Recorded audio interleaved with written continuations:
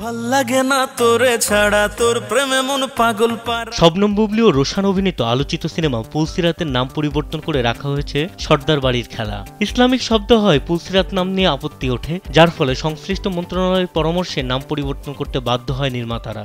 আগে জানলে করতাম না রে প্রেম প্রেম প্রেম। সিনেমাটির পরিচালক রাখাল সুবোধ জানান, সিনেমায় ইসলামিক কোনো বিষয়বস্তু না থাকলেও শুধুমাত্র নামটি ইসলামিক অভিঘাত তৈরি করায় পরিবর্তনের নির্দেশ আসে।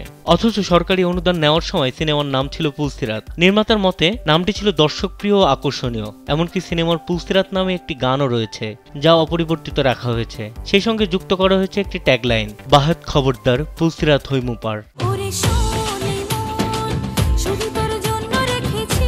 স্যান্ডেলিনা সো, রূপচর্চায় আভিজাত্য।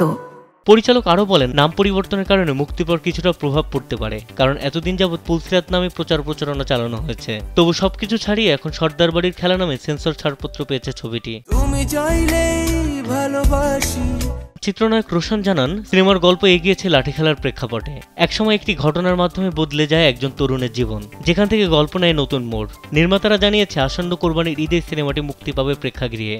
আর কত বানাবে। বিনোদন ডেস্ক, কালবেলা।